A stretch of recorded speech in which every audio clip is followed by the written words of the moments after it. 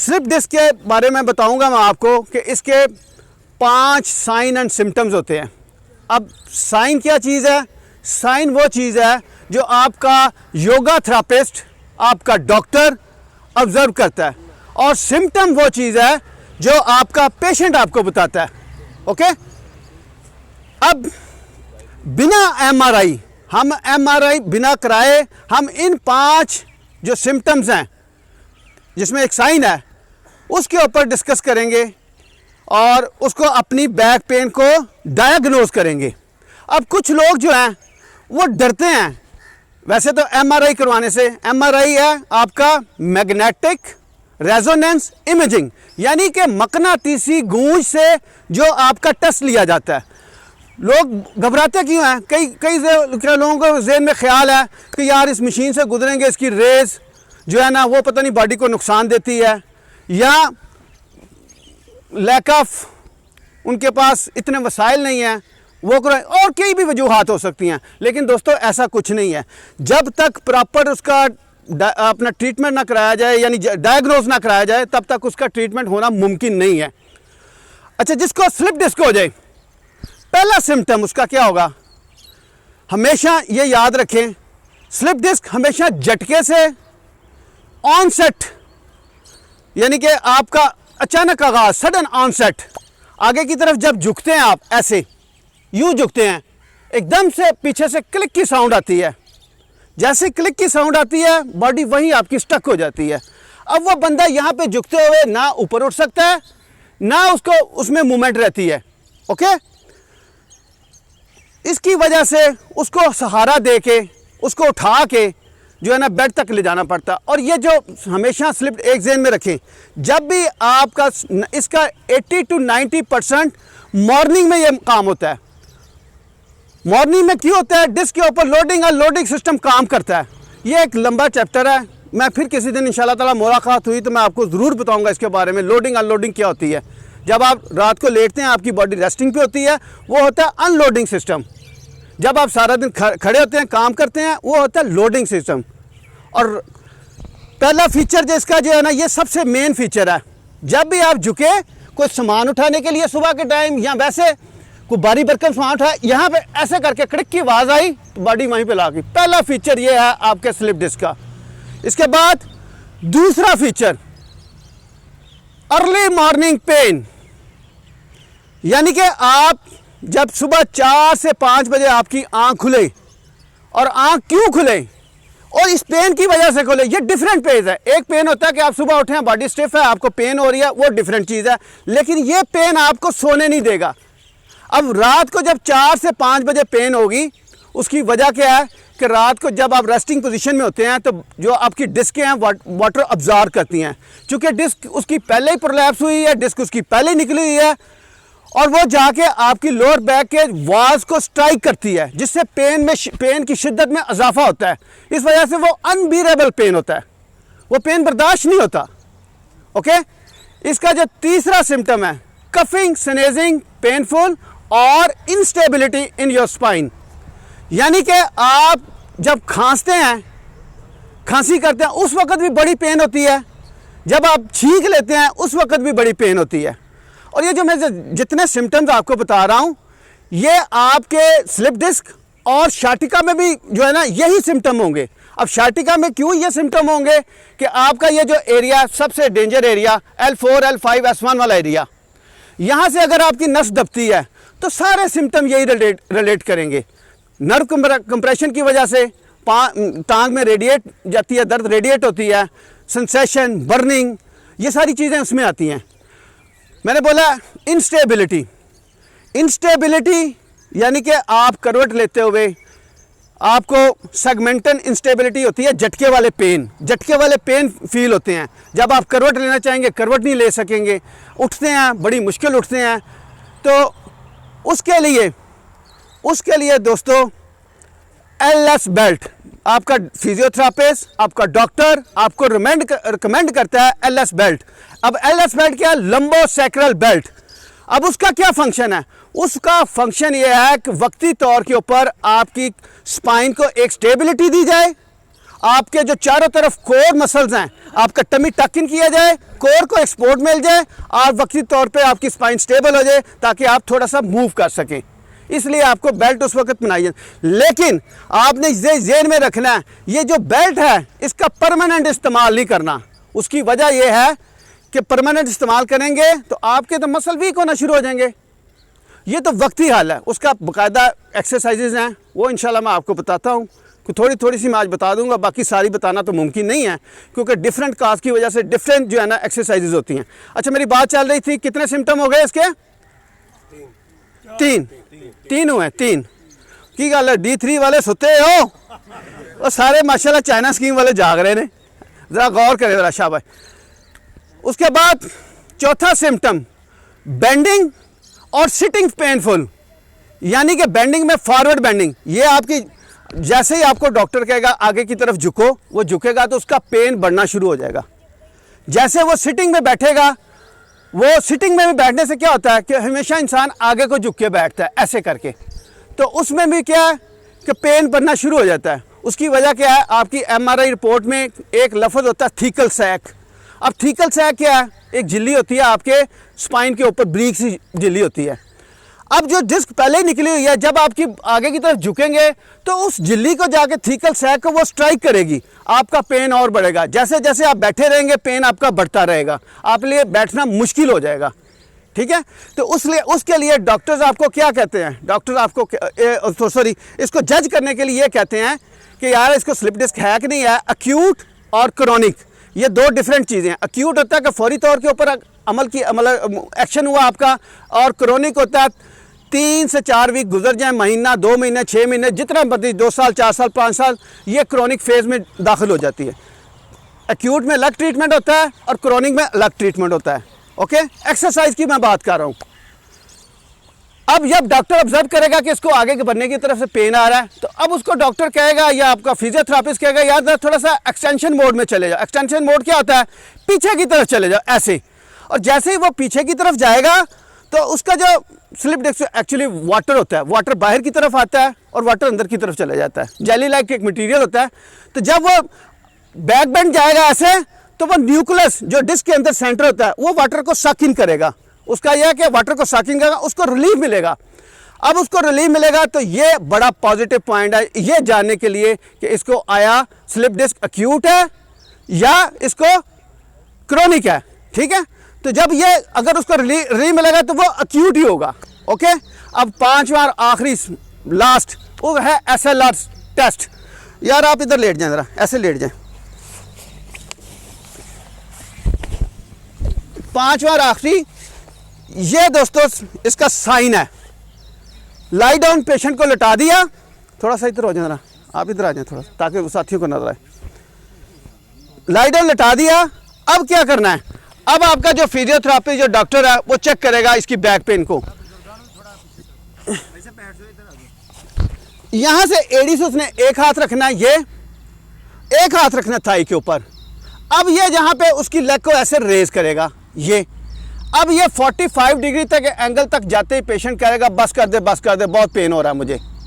वजह क्या है कि डिस्क उसका पहले ही निकला हुआ बाहर, और वो आपकी जो पीछे जो थीकल सैक है ना उसी को टच करेगा, जाके प्रेशर और बढ़ाएगा उसका। ओके, क्योंकि ये बड़ा पॉजिटिव पॉइंट है, ये चेक करेंगे। इसको वैसे बोलते हैं SLRT, यानी कि straight leg raising test. Okay, यहां से जब अगर पेन नहीं आया इसको, फिर क्या करेगा डॉक्टर? इसको मजीद क्लैरिफाई करने के लिए dorsi flexion of the foot, यानी कि इस पंजे को पकड़ेगा और अंदर की तरफ खींचेगा, ये अंदर की तरफ।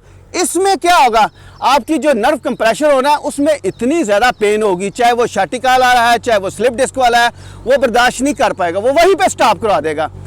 अगर यहाँ पे भी पेन नहीं आ रहा तो यहाँ पे और लेग ऊपर रेस करेगा ये।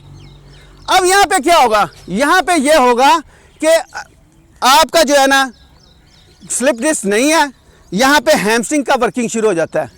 अगर यहाँ पे आपको पेन है तो आपके हैमस्ट्रिंग की वजह से यहाँ पे पेन आ रहा है। स्टिफनेस, हाँ जी, स्टिफनेस और बॉडी के ऊपर जो भी अब नर्व कंप्रेशन है वो चीज़ें जो है ना इसमें नहीं आएंगी। सिर्फ आपका ये हैमस्ट्रिंग आपको बताएगा कि यार मैं टाइट हूँ, इस वजह से ये हल्का सा पेन इधर है। ये SLR टेस्ट आपका क्लियर कर देगा कि ये पांचों जो मैंने साइन और सिम्टम्स बताए हैं आपको, अगर ये उसमें आप किसी में से किसी को ऐसा दर्द है तो वो उसके साथ अगर रिलेट कर रहे हैं तो आपको ये स्लिप डिस्क का इशू होगा। ठीक है, चाहे वो एक्यूट है चाहे वो जो है क्रॉनिक है।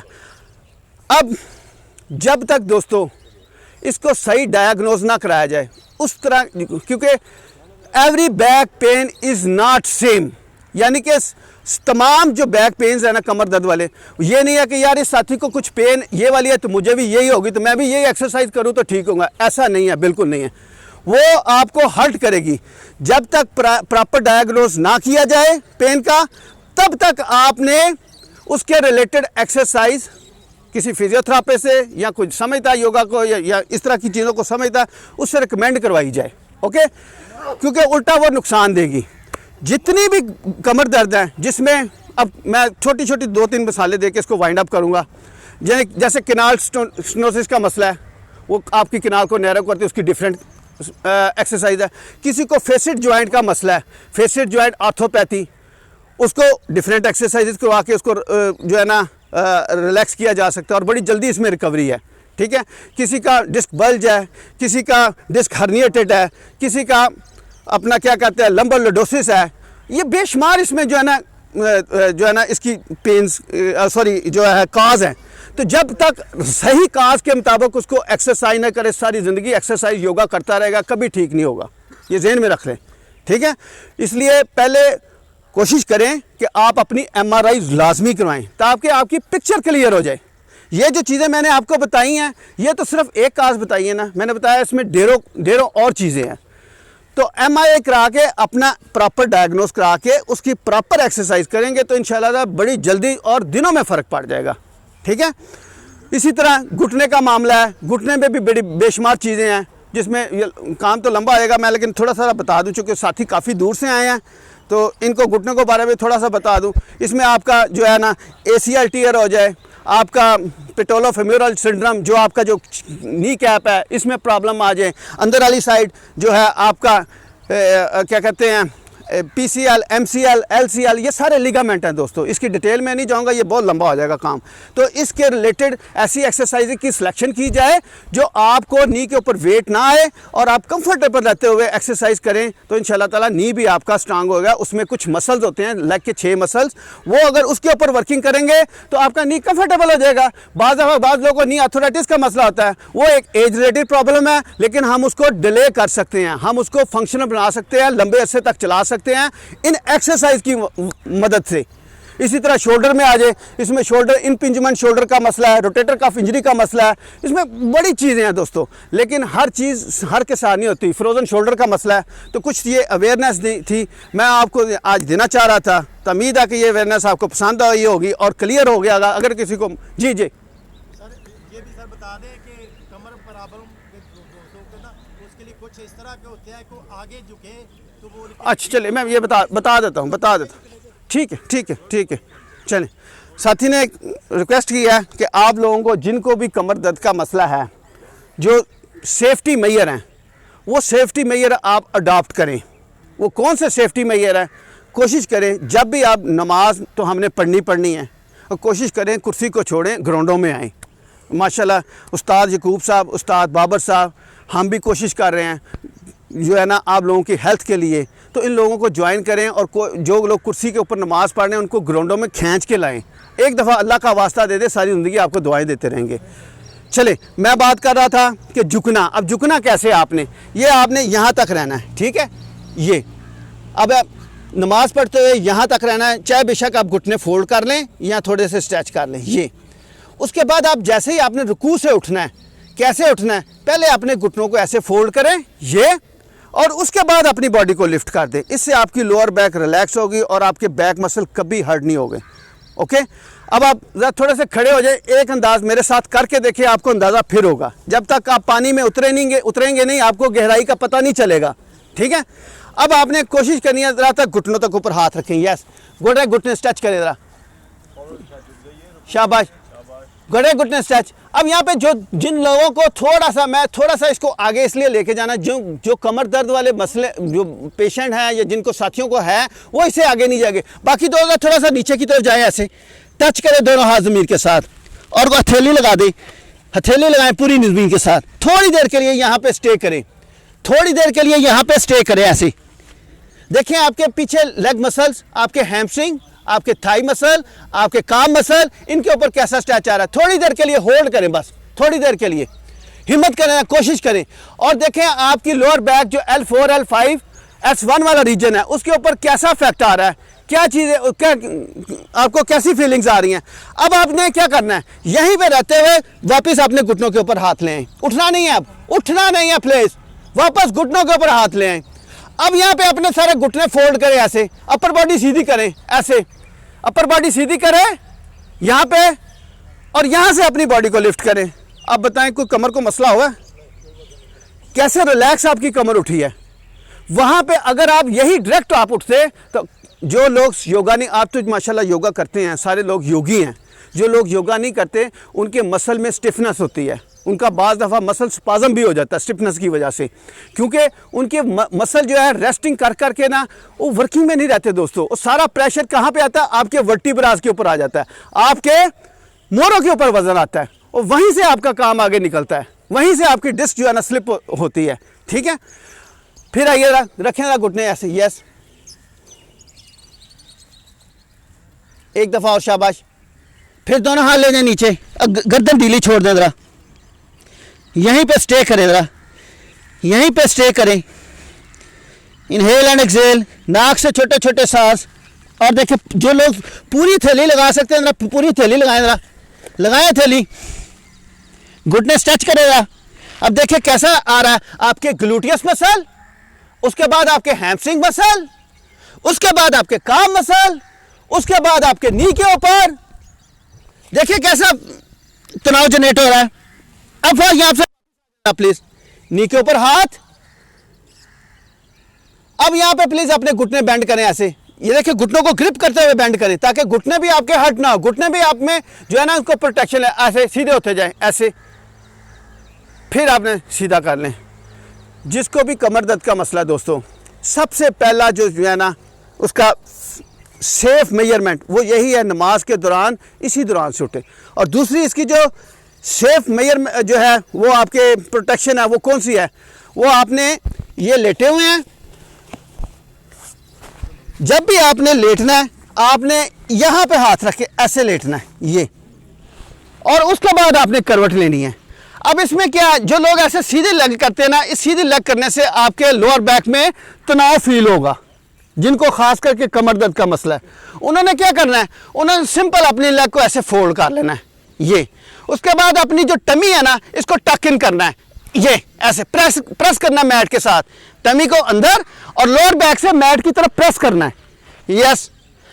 और जब उठना है इसी तरह करवट लेनी है और फिर आपने उठना है। उसमें जब आप, जिनको कमर दर्द है, सुबह उठने के लिए 2-3 काम कर लिया करें। एक तो मैंने ये बताया टमी टक इन करें, दूसरा अपना सीतू बांधासन यानी हाफ ब्रिज पोज ये, उसके बाद छोटी सी एक्सरसाइज ये कर लें, पवन मुक्त आसन की ये जो वेरिएशन है, ये वाली घुटने को बेंड करते हुए आप डेली करते हैं, इसको कर लें ये। उसके बाद आपने ये वाली कर लें ये। उसके बाद आप करवट लेते हुए वापस अपनी उठ के आप प्लीज बैठ जाएगा, सारे लोग बैठ जाए क्रॉस लेग में। दो दे ले, मैंने छोटी सी बात बतानी, जब रुकू के लिए ना आपने पूरा जिस्म ऐसे स्ट्रेट रखना, सिर्फ कमर की मूवमेंट आएगी और बेहतरीन आप देखेंगे रुकू बेहतरीन बड़े अच्छे तरीके से हो जाता है। इसी तरह जब जाएंगे रुकू पे ऐसे, ये देखें मेरा चेहरा उधर है, पूरा जिस्म उधर ही है, ये कमर की मूवमेंट आ रही है, सीधी कमर की सिर्फ मूवमेंट है। और आप जब पूरा इधर हाथ आपके आ जाएंगे और आप इसको गर्द को बराबर देखें, पूरा फटा ऊपर से बन गया है। इसमें देखें इन्होंने अपना सैक्रो इलियक जॉइंट यूज किया है, एसआई जॉइंट यूज किया है। इसमें कमर इनकी बिल्कुल सीधी है।